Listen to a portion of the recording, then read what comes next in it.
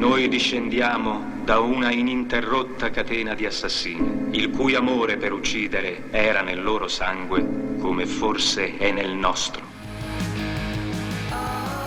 Welcome to the Cinematic Void Podcast. Cinematic Void is a cult film series that hosts screenings in the Los Angeles area as well as virtually.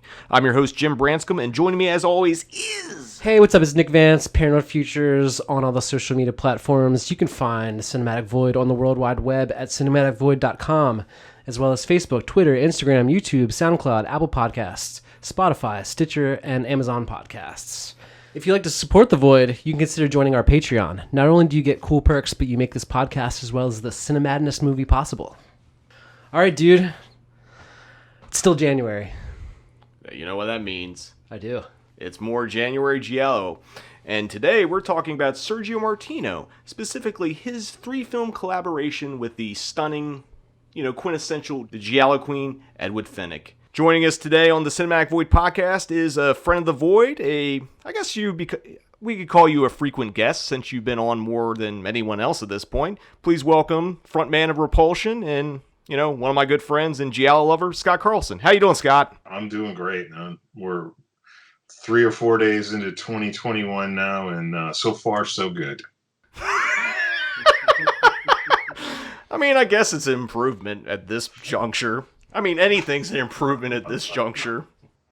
Everyone that they've announced that died so far either is still alive or died last year. Oh, dude, the MF Doom thing was fucking weird. Yeah, and then the guitar player from Children of Bodom died, but apparently he died before the beginning, at the end of last year. And also Tanya Roberts, they said that she died, but she's actually still alive.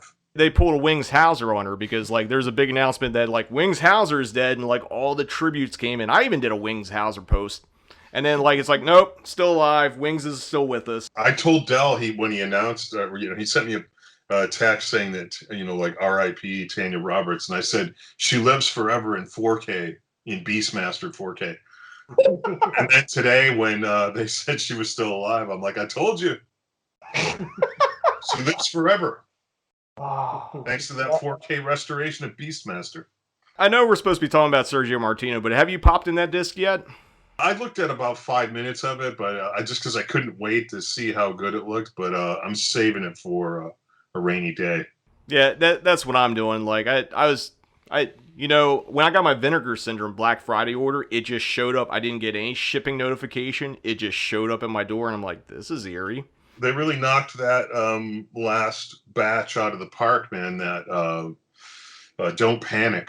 That was pretty cool. And the packaging is great on that. That movie was, I'd seen Grave Robbers. That one circulated quite a bit back in the old tape trading days. I don't know if I ever actually saw Cemetery of Terror, but it was around on people's tape list, VHS list back in the trading days. But Don't Panic, I think, is a couple years later than those movies, or is it before? I think it's after. I never knew about that one, and it was actually pretty fun. It's my favorite Mexploitation, Nightmare on Elm Street meets Witchboard meets Evil Dead ripoff. I had a lot of fun, plus I love that weird kid in the fucking dinosaur pajamas the whole movie. Yes, I went to school with a kid that had a very similar curly mullet that looked a lot like that kid, and the dubbing.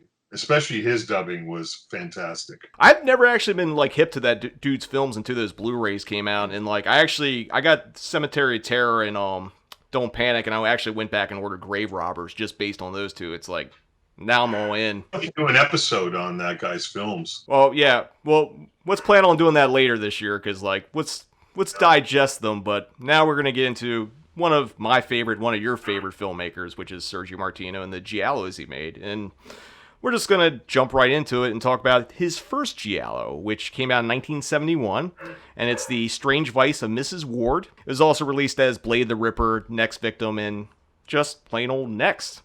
The film stars Edwige Fenech, George Hilton, Conchita Araldi, who went on to produce films including Michele Soavi's Cemetery Man, and last but certainly not least, the sleazy and sinister beast that is Ivan Razumov, which...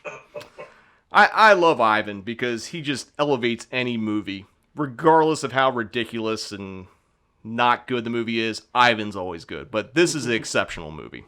And in this one, he has blonde hair, just so that, like, there's a few different things that differentiate these films, because there are a lot of, cast members that jump from film to film. But there's the silver-haired Ivan Rassimov, the blonde-haired Ivan Rassimov, and the, like, sort of reddish-brown-haired Ivan Rassimov. Strange Vice was written by Eduardo Manzanos Vittorio Canaroni, who also served as the second unit director, and this is one of the other, and he was also the second unit director on the other two films we're going to discuss in this block. And it was also written by Giallo superscribe Ernesto Gastaldi. It was produced by Sergio's brother and one-time boyfriend of Edwige Fenech, Luciano Martino, and has a ripping score by Nora Orlandi, who was Italy's first female composer. And just to give you guys a background, if you haven't seen this movie, which is a fucking shame, so you should actually pause this podcast, go watch it, and come back and then listen to it. Basically, Ambassador's wife discovers that one of the men in her life, either her husband, an ex-lover, or her current lover, may be a vicious serial killer. And while the plot sounds pretty simple, I'm just going to go out of the gate and throw my hat in and just say, top 3 Giallos ever made. Yeah, it's a great one, for sure. I mean, and it's one of the few Sergio Martino Giallos that is actually like a pure example of a Giallo. Like, a lot of his other films sort of mix genres a little bit. This one is just a fucking Giallo, and a magnificent one at that. Rewatching it, I forgot how many red herrings, twists, misdirections. It's like, it is masterfully played. It's not confusing, which, a lot of Giallos tend to get a little confusing, convoluted in their logic. But this one is just, it's masterful. And it's like, the reason why I say it's a top 3 Giallo, because I think it's the, when I think of Giallo and we take Argento, which is what everyone has in their head, I think this is like quintessentially what a Giallo should be and what it feels like and what it is. Absolutely. Argento has a lot of, he's very stylish, and his early Giallos are extremely well written and plotted and executed. Everything about them. The music, obviously the music is fucking incredible, but Sergio Martino is no fucking slouch, and he doesn't have the stylistic flourishes of Argento, but his films are every bit as good, and maybe even a little better, because they rely less on gimmicks and are just straight up good fucking movies. I agree with that. I will go on record and say, as much as I love Argento, we all love Argento, varying degrees, I think Martino may be the I guess people can also say Mario Bava, but when I think Giallo, the first filmmaker I think of always is Sergio Martino. And it's basically, he had a run that no one else could really fuck with, starting with this film. Like, everything he made between now or then and like 75, even throwing some of the Eurocrime and comedies he slipped in here and there. It's just a solid track record in such a short period of time, because he was cranking out some of these movies 2 a year. Yeah, there's like 1 year, I think he made like 3 films. I was looking, it's pretty crazy. The first year I did January Giallo, which was back in 2017, I did 3 separate screenings in the Spielberg Theater. I talked about this on the last episode, but I just want to reiterate, because this was one of the films I showed. This was actually the closing night of year 1 January Giallo. I showed Harry Guerrero's 35mm print. It was faded, but it still looked pretty good, and I believe it was under the Blade of the Ripper title. And it was an astonishing movie, and it was one of the best movie-going experience I had, especially in that little theater. Granted, there was a real change and that kind of stuff, but like, it just reinforced how fucking good this movie is. Yeah. I remember buying the No Shame DVD when Tower Records was going out of business for like $3, just piling up anything that was, No Shame or Blue Underground or whatever they had left in there. And I threw that one on one day, and I was like, holy fuck, this is a good movie. We should give a pour one out for No Shame, because it's kind of an underrated label that kind of got forgotten, that put out a lot of Italian, Giallos, Eurocrime. bunch of different stuff. Basically a lot of Italian films. Yeah, I mean, they put out stuff that I mean, the thing is like these. I'm a big fan of the Poliziotesco film, and a lot of labels shy away from those because they just don't sell that well. They're not that popular outside of a sort of niche audience. So to see, like Alex Swank from Pungent Stench has a label called Cineploy. He's putting out almost exclusively Polizioteschi films, and No Shame was like the first label, and then Blue Underground got in on it too. Like they were sort of like those two labels. There was just like opened the floodgates on those films coming out in America, and you had like Almost Human and Emergency Squad and Heroin Busters and all these films. Gambling City. I can't even remember all the ones. I think that's a Martino one actually. There's also that other label Maya. Yeah. Some of their stuff looked like, 20th generation VHS boots. But, I'll give them credit also. They should have maybe put some disclaimers on those boxes, but, at least the fucking film exists, on disc. So that was cool. But they did put out some really shit looking stuff. I think the only thing I have by them was their Four Flies on Gray Velvet, which I kind of question the legality of their release of that, at least here. And the most hilarious part about it is there's a segment towards the end of the film. I actually screened this as early on last year as one of the Cinemadness movies.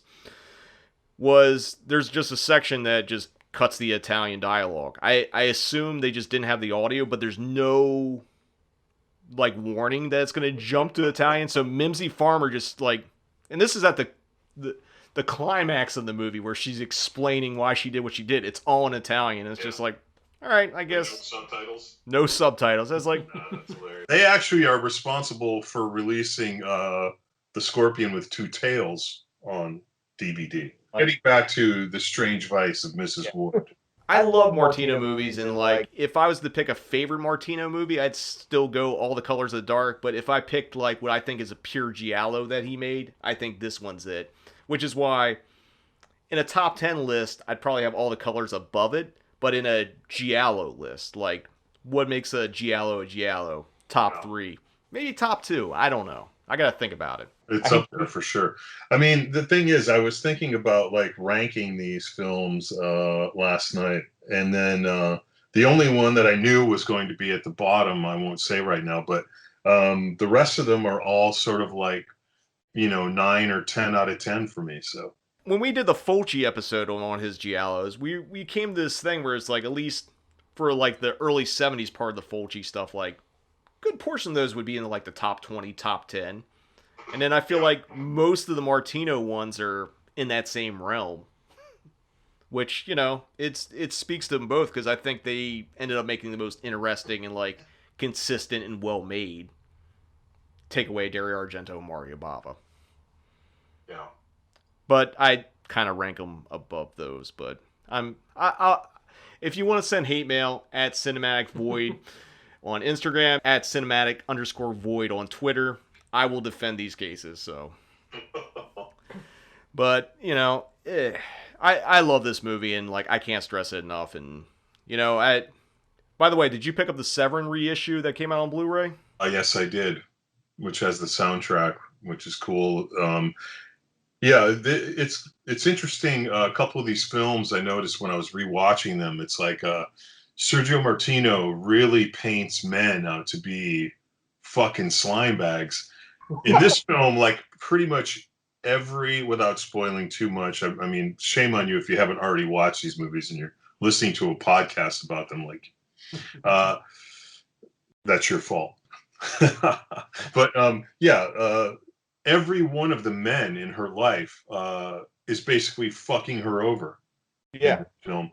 And there's another one that we'll get to, which is very similar as far as its portrayal of men. But yeah, all the men in this movie are fucking scumbags except for the police. And which is interesting, if if you've watched enough of these films and read enough about them and know the political background that was going on in Italy at the time these films were made.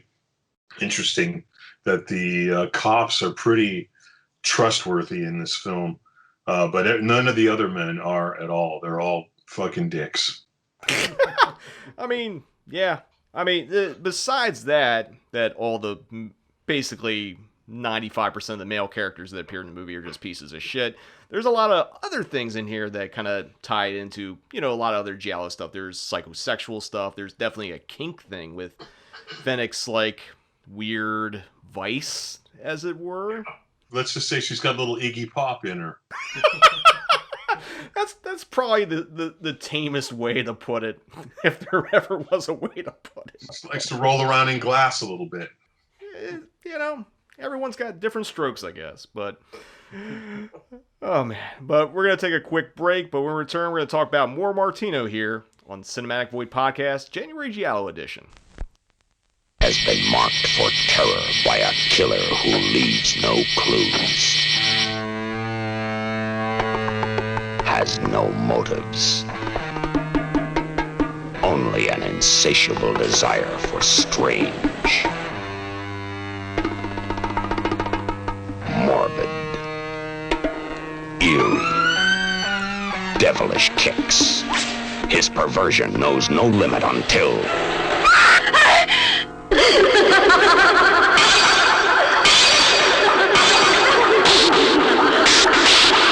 What strange vice pushed this man to beautiful women and their throats?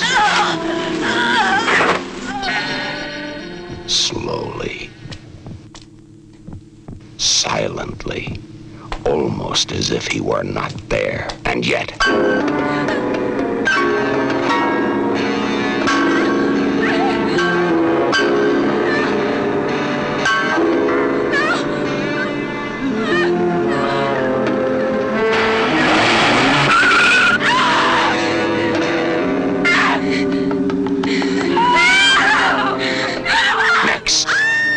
There's no way of telling who's next.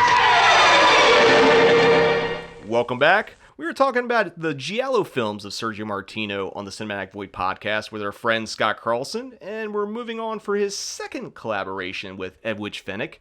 It is Your Vice is a Locked Room and Only I Have the Key, because Sergio loved his long-ass fucking titles for his Giallos. It was also released as Gently Before She Dies, and I, the Black Cat, and also Excite Me. The film, of course, stars Edwige Fenech, Anita Strindberg, who also appeared in The Antichrist and late in the game Giallo Murder Obsession, and it also features a man who does what he does best, being a scumbag, Ivan Razumov, once again. I can't talk about that enough. I love Ivan. The film was also produced again by Martino's brother Luciano. It was co-written by Ernesto Gastaldi, and it's loosely based on Edgar Allan Poe's The Black Cat, and features a stunning score by Bruno Nicolai, who I unfortunately butchered his name about 47 times in the previous podcast and kept confusing with Dario Nicolata's name. Sorry. Well, he's dead. He can't get that mad at me. And for those of you who haven't seen it, a series of murders are committed near the estate of a degenerate author and his wife. That's all you need as a setup. And let's just get right off the bat with this. Italians love their adaptations of The Black Cat, be it how loose it is. And this is perhaps my favorite of all Black Cat adaptations, I should say. I grew up on the Corman one from Tales of Terror. Uh-huh. But this one, I've seen it a few times now, and it's absolutely, totally fucking amazing ending to this film. There's a couple things about it that are really unsavory. Like, all of the main characters are unnecessarily, I mean, it's always unnecessary, but they're like blatantly racist. And it's sort of off-putting. If there was anything redeemable about any of these characters, which there's not, it's ruined by the fact that they're all fucking racists. But it's a little weird the way that's woven into the dialogue. It makes you wonder why it's there. But it's of the time, whatever. That's one way of brushing past it, but it's really ugly.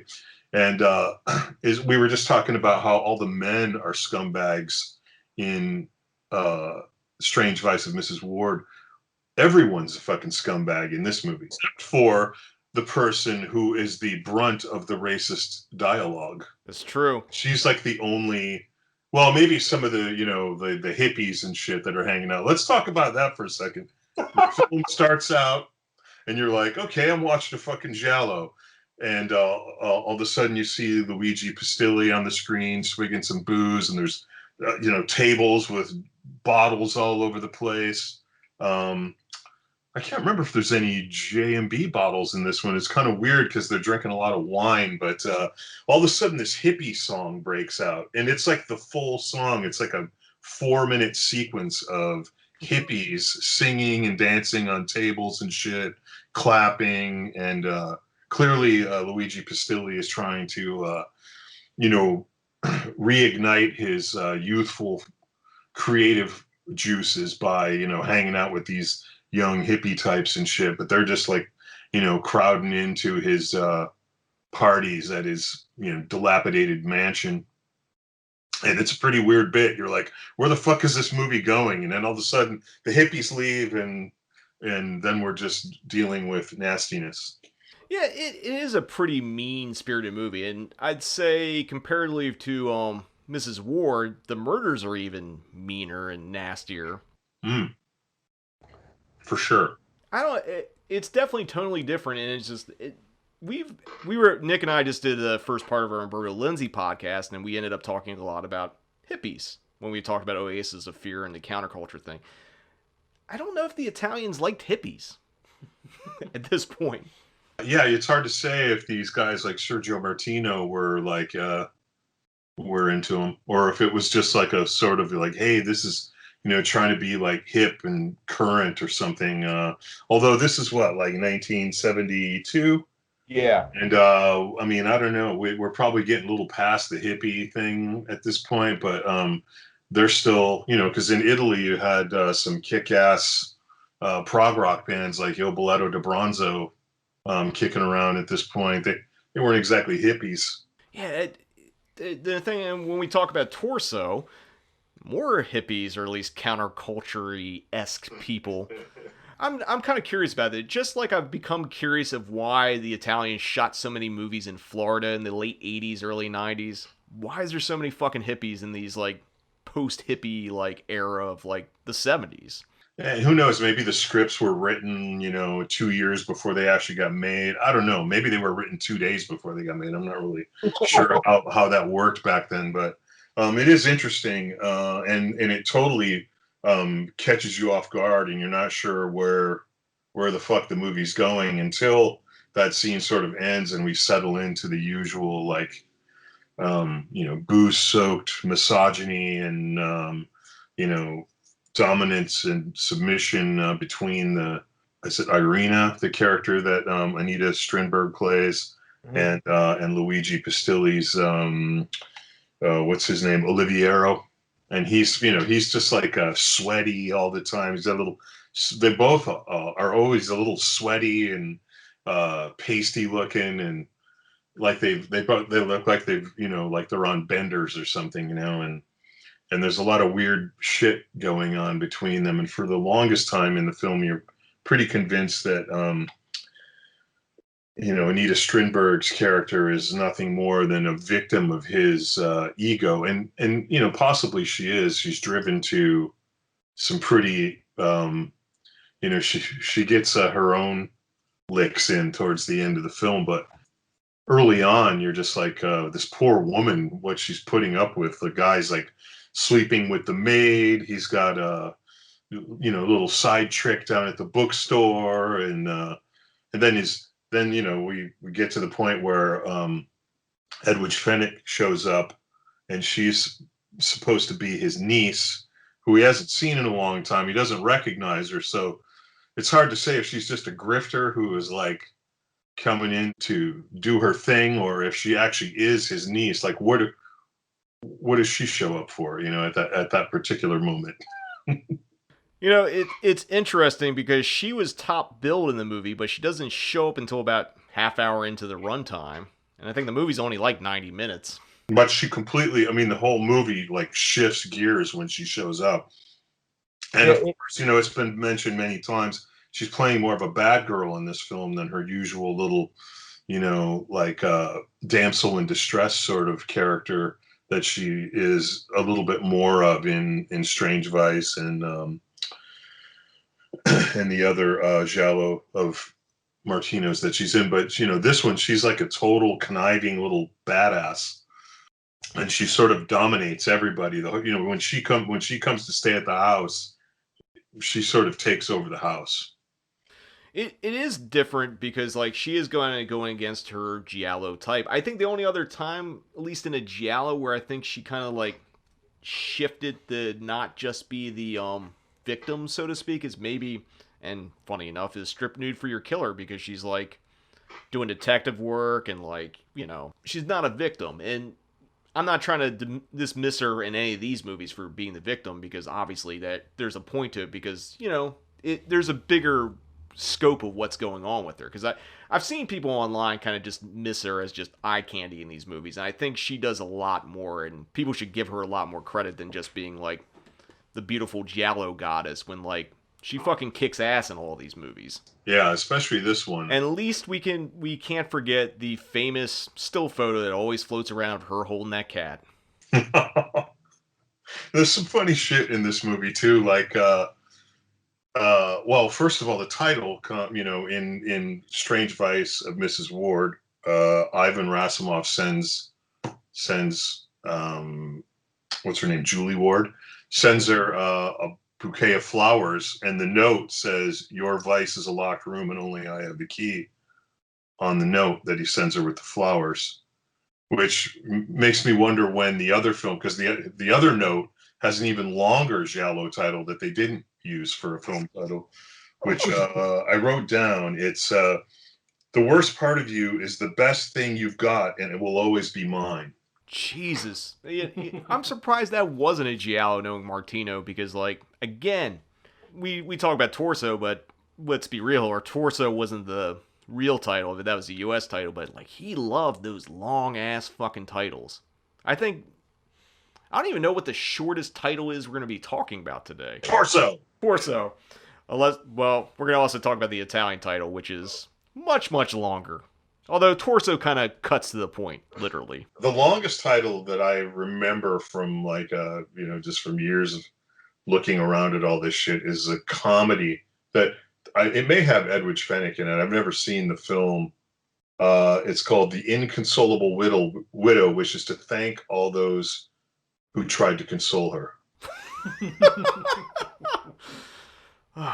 It reminds me, I think it was in Hong Kong, the Jack Nicholson movie As Good as It Gets was released as Mr. Cat Poop. I'm a fan of like alternate titles and ridiculous titles, because like when you think your vice is a locked door and only I have the key, it's like, I don't know what the fuck that is, but I want to find out what that is. Yeah.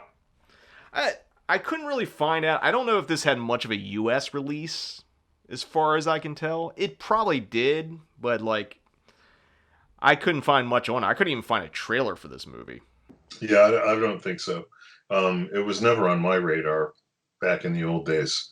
But yeah, there's also the first time of two where a milkman plays an integral part in a Sergio Martino Giallo. And like in this one, we have Dario the milkman, who is also like a motocross racer who Floriana, the Fenech character, has an affair with. I mean, she screws a lot of people in this film, but including Anita Strindberg. But the milkman plays a part. Not once, but we'll get to another milkman a little bit later who's even more entertaining than this guy. Although when this guy like wrecks his bike, and it's pretty fun. He's a nice little addition. I would say the vice in Your Vice is booze and money. It is a pretty good Black Cat adaptation. I mean, the ending is really fucking good.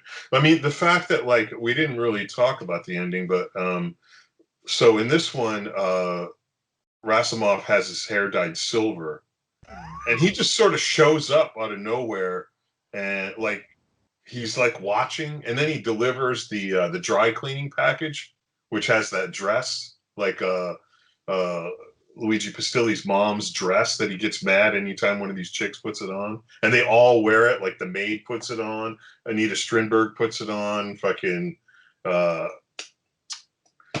Edwige puts it on, and every time one of them puts it on, he gets a boner and has to fuck him. And then so then you find out later on that Ivan Razumov has been conspiring with Anita Strindberg, but then she like totally goes mean bitch and like pushes him off a cliff, which is an excellent dummy drop, by the way.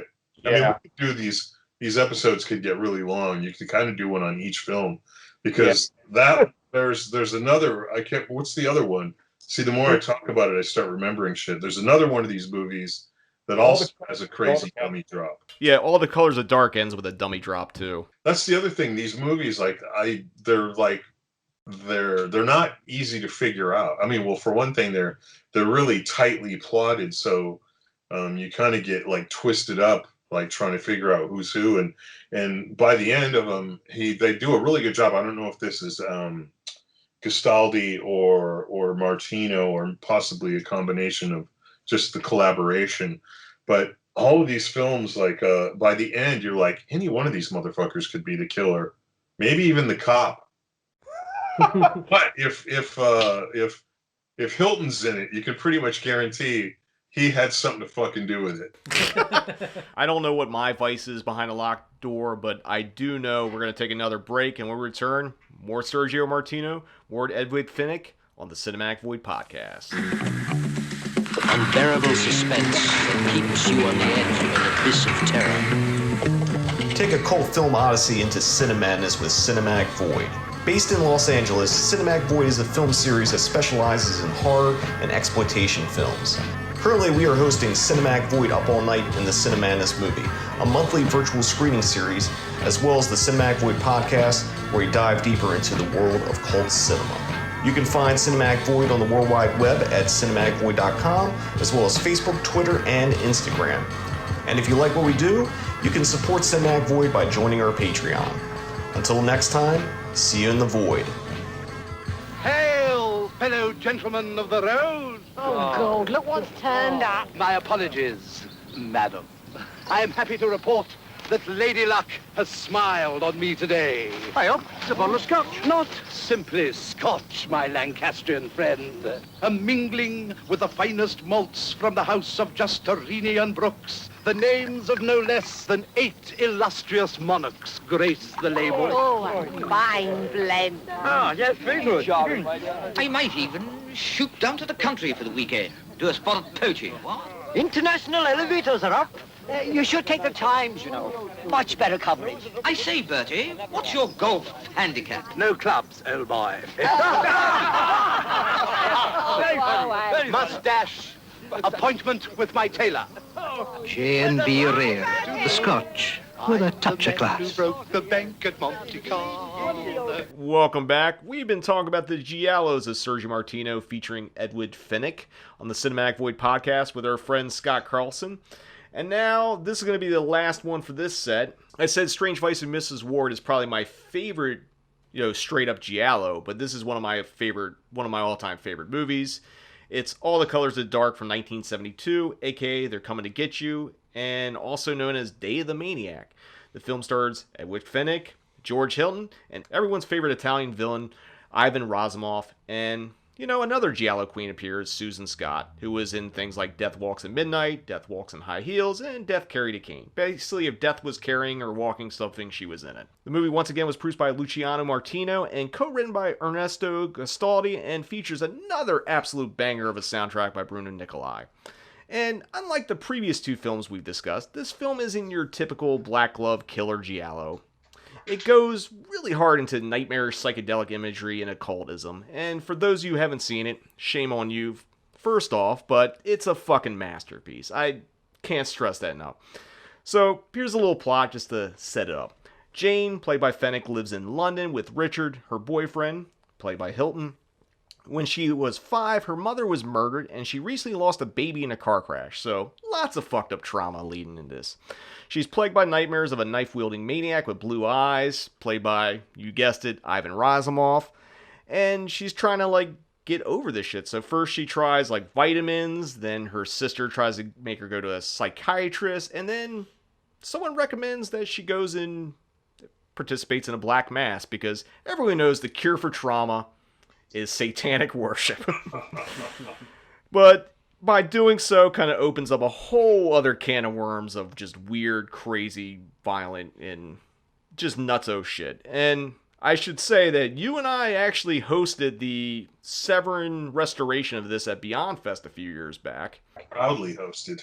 Like I said, one of my all-time favorites. And although I don't think this is probably the most Giallo, and I know we've had discussions where it's is it really a Giallo or not? I think there's enough murder mystery, weird shit in it that you can string it along in there somewhat, but I think this is an outstanding movie.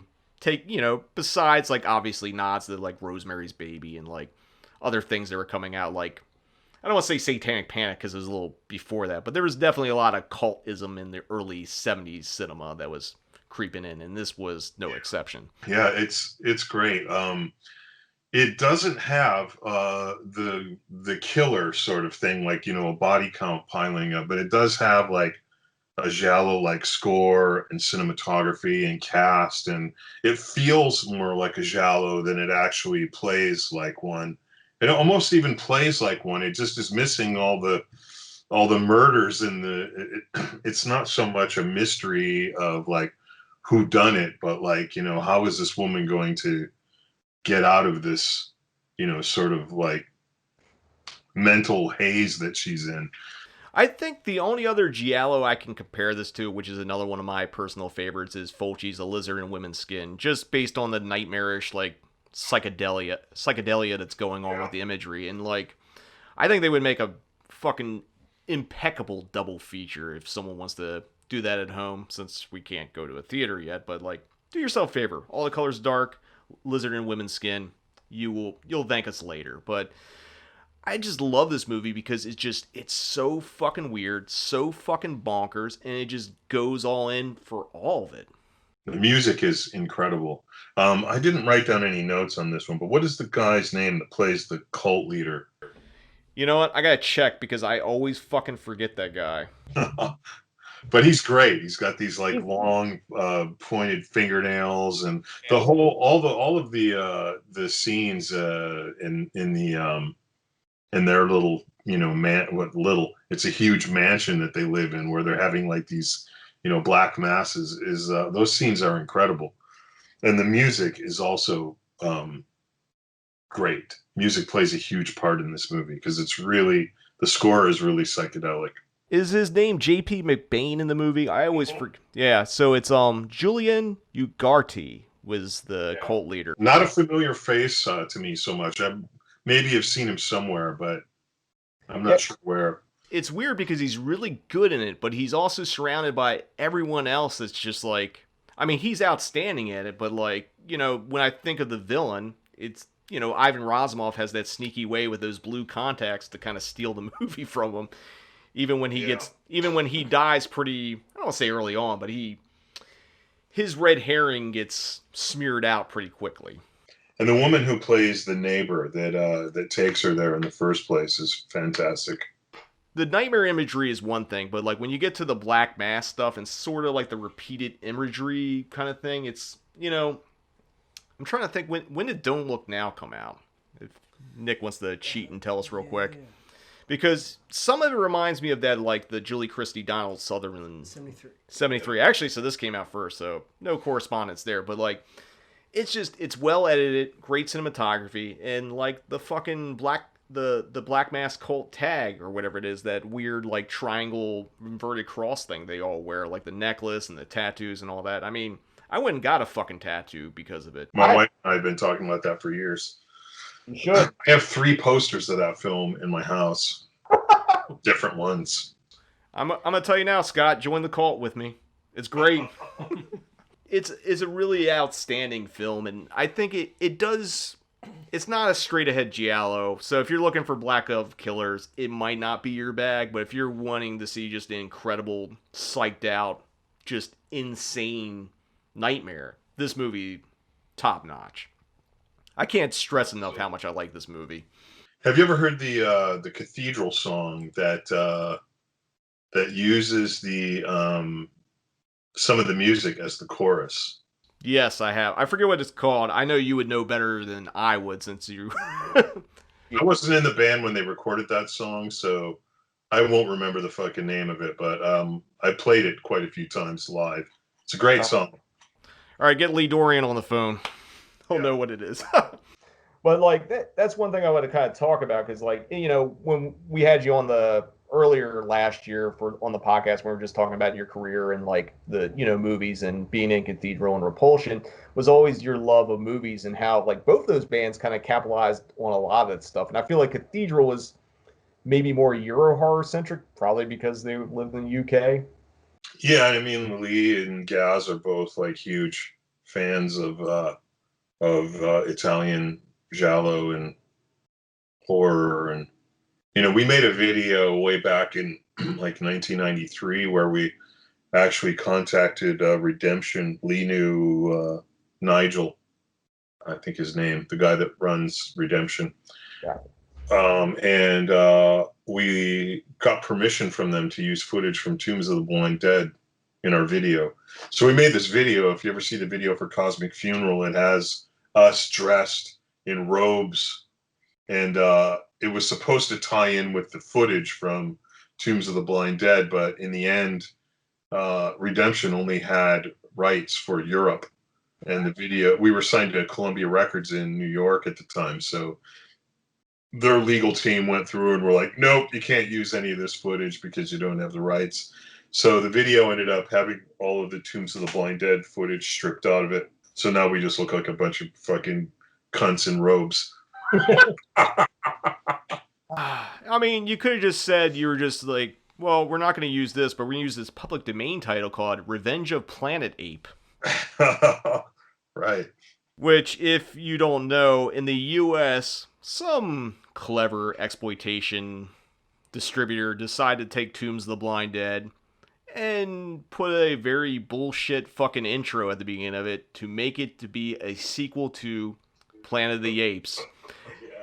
There's actually a clip on YouTube of this intro. I actually seen the print because Harry Guerrero owns a 35mm print of Revenge of Planet Ape, and it's just like, it's fucking stupid. Which film is it? Is it Tombs of the Blind Dead or one of the other? It's the first one. It's Tombs of the Blind Dead.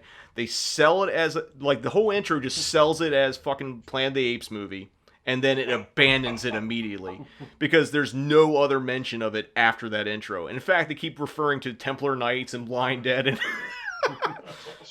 it's pretty ridiculous. This is why I love these movies, and I think this is why you love them too. It's just part of the fun is just how ridiculous these things can get. Now, speaking of ridiculous, here's a few of the taglines for All the Colors of the Dark.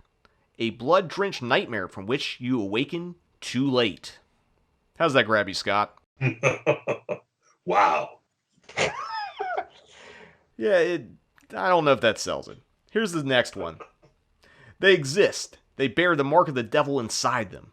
They may be your neighbors. They may be your wife, husband, sweetheart. They may even be your children. Their time has come. I don't know what the fuck they're trying to say with that. Well, it's a little more, that was a little more, you know, sort of related to the film at least. Yeah, it's at least in the ballpark. Here's this next one. They cannot be exorcised from the world because their power has grown too strong, their numbers too many. Yeah, if you want to play up the satanic cult side of the film, then yeah, that works. But isn't there like only 30 people in this cult? Who knows? Yeah, who knows? That could just be one little coven, you know? That's true. Little sect. Yeah. Sect, or I don't want to offend any witches out there. I don't know what you call them, but you know. Yeah, there could be more. There could be in every neighborhood. Maybe that's just like that block. A block. Just that apartment building. Maybe that's not actually a mansion full of devil worshippers. It's just an apartment block. And that's like the neighborhood watch meeting. Oh man, then all of a sudden it's like Hot Fuzz. All right, one last one. Something is out there, coming closer, closer, closer. Don't be afraid to be afraid. If it's Edwige Fenech, I'm all for it. These are not top notch. We were talking about the ones for Eyeball, which were just ridiculously punny. These are just okay.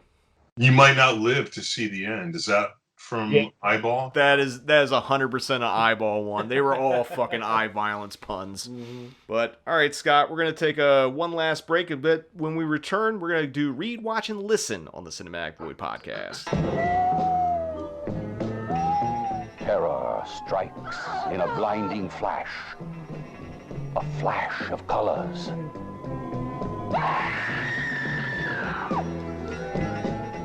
All the colors of the dark. Once you have seen this film, every time you turn on your light, you will turn on all the colors of the dark. Welcome back. It's now time for on the Cinematic Void podcast, where we talk about all the things we've been reading, watching, and or listening to. And since you're the guest, Scott, tell us, what have you been reading, watching, and or listening to? I'm reading a book right now called They Just Seem a Little Weird by a guy named Doug Broad, and it's a book about Kiss, Aerosmith, Cheap Trick, and the band Stars, who are kind of more obscure. And so if you were a young kid in the late 70s, those bands probably registered with you pretty heavily.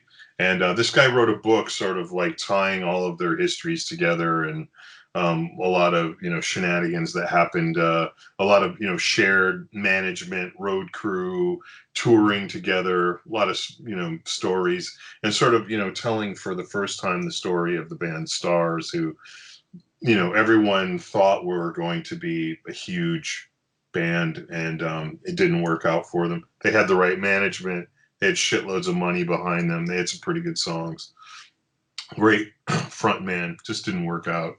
And I'm also looking at this book, The Bodies Beneath, by William Fowler and Vic Pratt, who works at the British Film Institute.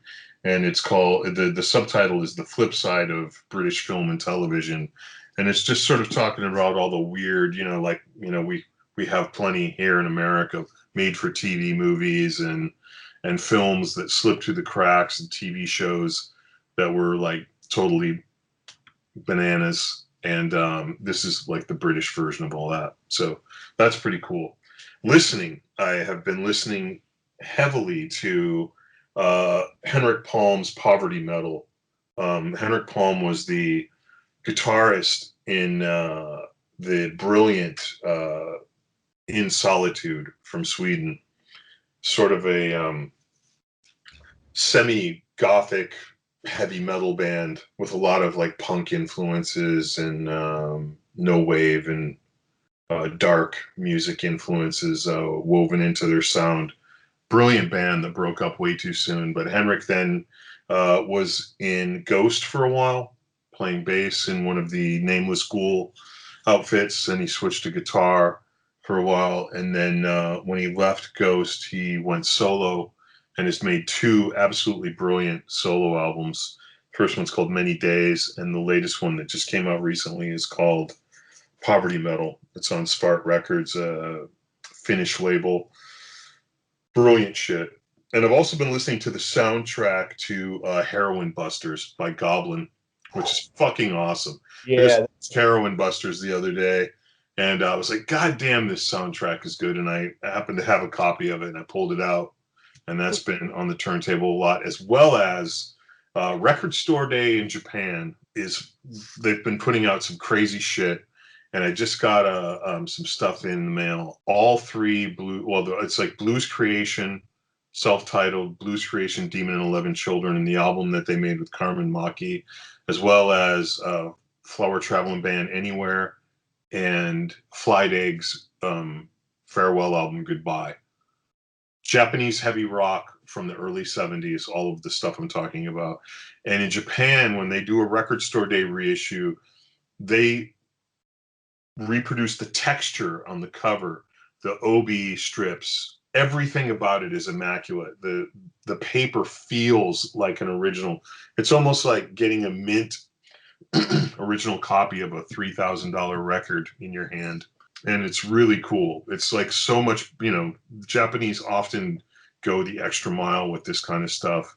And this is no exception. Their record store day releases are immaculate. Highly recommended if you're into that kind of shit. And one last thing, watching. I recently have been watching Sergio Martino Giallos, just to refresh my mind. But what I'm about to dig into is the Criterion release of Barry Lyndon, which is like on deck, because I just watched The Duelist, Ridley Scott's debut, directorial feature debut.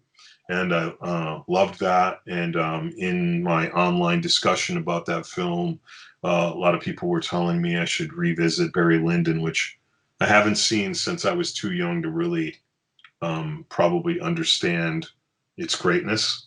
So I'm going to go back and revisit that. And last but not least, Vinegar Syndrome's Forgotten Gialli Volume 2, which two of the films I've seen on Beat the Fuck VHS dupes years and years ago, The Girl in Room 2A. I never got around to picking up the Mondo Macabro DVD of that. I always wanted to, and it went out of print before I managed to get a copy.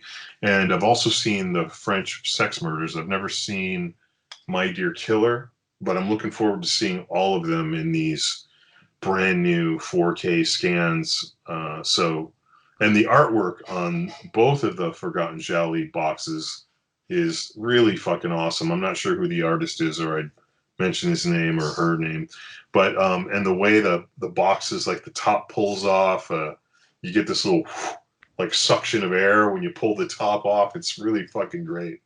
The packaging on those is amazing. And Vinegar Syndrome is a label that I sort of early on wrote off as just like a label that just, were polishing turds.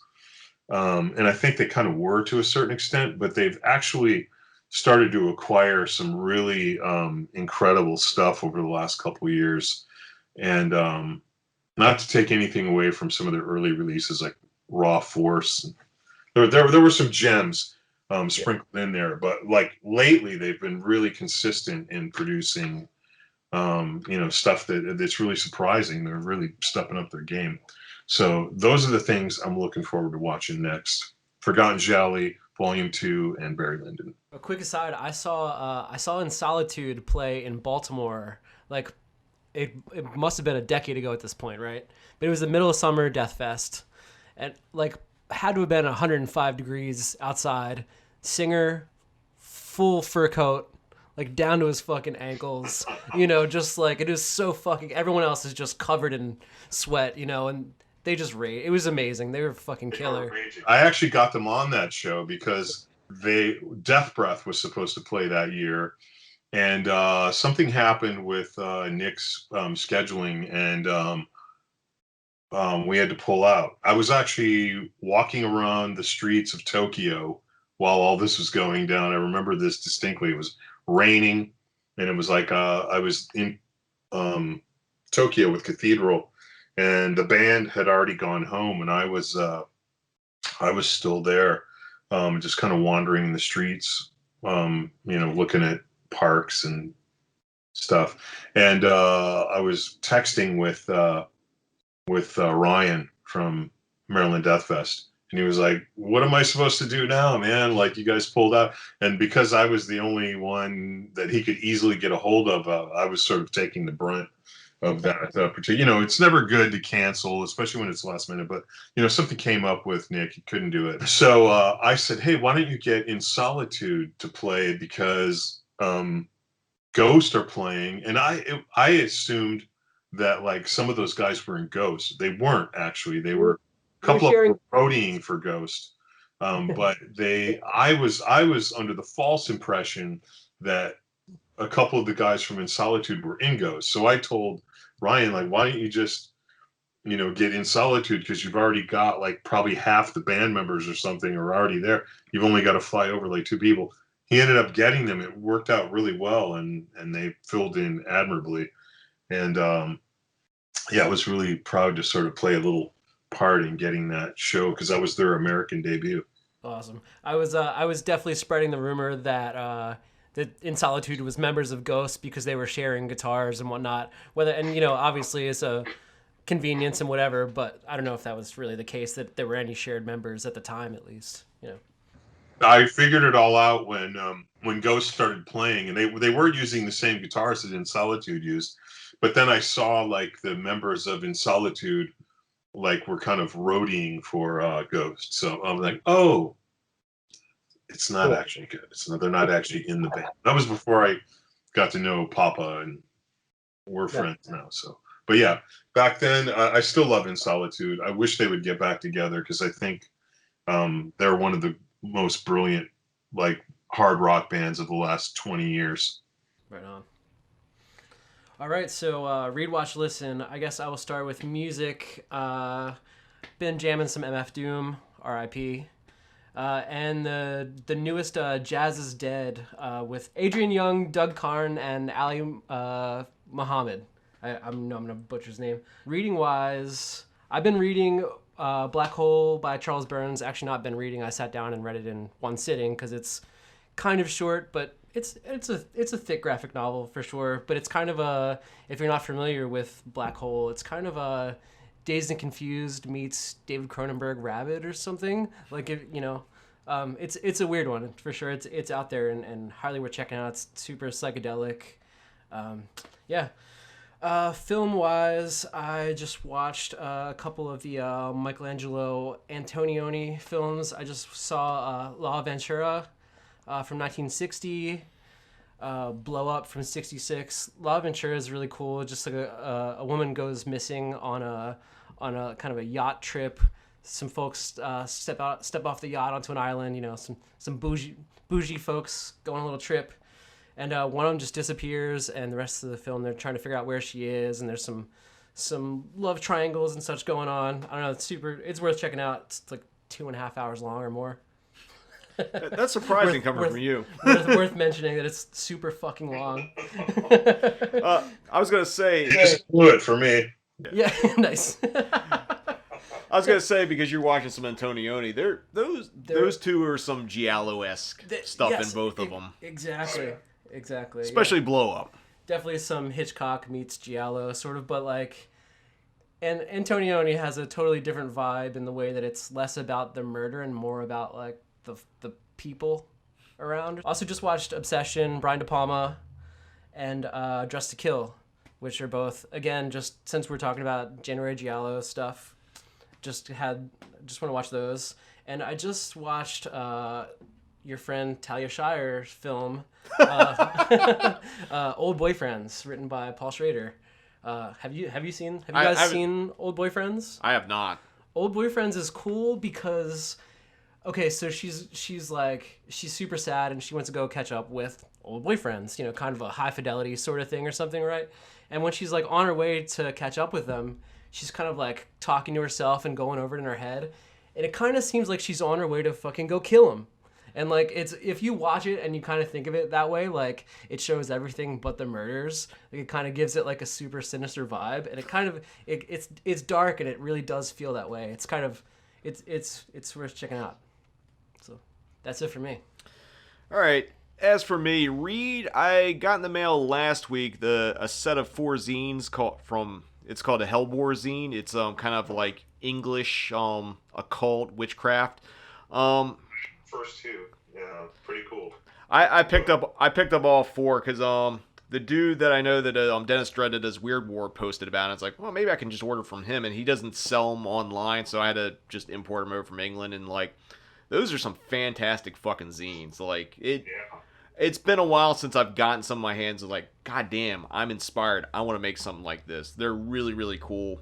I don't know how hard it's going to be getting shit from England since the whole Brexit thing is going through now, but Snuck it in there. Issue 2 in the mail. It looked like somebody fucking stood it up lengthwise and just fucking crushed it. It's beat to fuck. I don't have 3 or 4. I didn't realize they were up to 4. Yeah, there was 3, but yeah. I discovered that zine like on right when it came out. I bought issue 1, and then issue 2 just showed up beat, like it's smashed. I haven't read issue 2 yet, but go ahead. I just picked them all up because like I think they had a 3-pack of the first 3, and then they just dropped the Yule issue, which came out I think this past Yule. Watch-wise, my wife and I watch a lot of riff tracks before we go to bed. We just watched the Giant Spider Invasion. Shout out to Bill Rebane in Wisconsin. One of the... how do you describe Bill Rebane to someone that hasn't seen his films? The cameras ran. We'll put it that way. But Giant Spider Invasion is completely stupid. Ridiculous giant spider thing. Riff tracks definitely made it easier. Plus there's an appearance by the Skipper. I've also been going through a lot of my Vinegar Syndrome, Severin Films, Black Friday orders. This batch, more Vinegar Syndrome than the Severin stuff. I've been saving a lot of stuff because it's a lot more darker and not stuff I want to watch late at night, like Cutting Moments, which I've seen, but I've been looking for the rewatch, so going to be probably putting that on sometime next week. But I watched Avenging Angel, which is the sequel to Angel, because I needed more sleazy Hollywood Boulevard vigilante prostitute in my life. I also rewatched, not Vinegar Syndrome, but because I watched that, I ended up rewatching Vice Squad as my first movie on New Year's Day at about 2 in the morning, because, god damn it, I just want to be in a sleazy Hollywood Boulevard without actually having to walk around it. And also shout out to Wings Hauser, who everyone thought was dead, but isn't. It's been a weird year for that. I also watched The Incubus from Vinegar Syndrome that stars John Cassavetes, who looks tired as fuck all the entire movie. It's like he didn't sleep the entire production. And it's just like, well, he probably didn't, but like, it's, I don't know if I'd call The Incubus fun, but it's a nice little sleazy exploitation supernatural horror movie. And the last thing I watched, I actually cracked open the Volume 2 of The Forgotten Giallo, and I hadn't seen it in a while, so I put on The French Sex Murders, which is beautiful trash. Barbara Bachet's in it for about 5 minutes. Howard Vernon's in it. Lots of like Euro stars are filled in this one, and nice and sleazy. That's all I gotta say. Nice and fucking sleazy, and another banger of a score by Bruno Nicolai.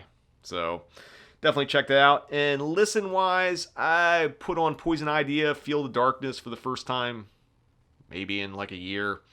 Sometimes I get in a punk kick. I've been kind of on that. A little bit of Born Against. Threw on some death metal records like the Last Bolt Thrower record and the Last Hate Eternal record. And I was also listening to more Bruno Nicolai just because as you work on Giallos and getting notes and preparing for all this stuff, you kind of want to set the tone. So been listening to a lot of that as well. But Scott, I want to thank you for joining us on this episode of the Cinematic Void Podcast. You're going to be back for our next episode where we talk more Martino. So until then, see you in the void.